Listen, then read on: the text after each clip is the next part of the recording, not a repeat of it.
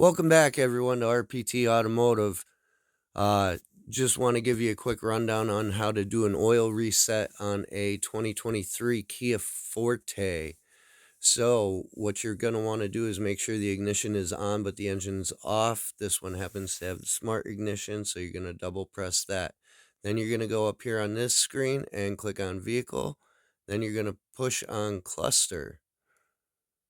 And once you push on Cluster, you're going to see Service Interval.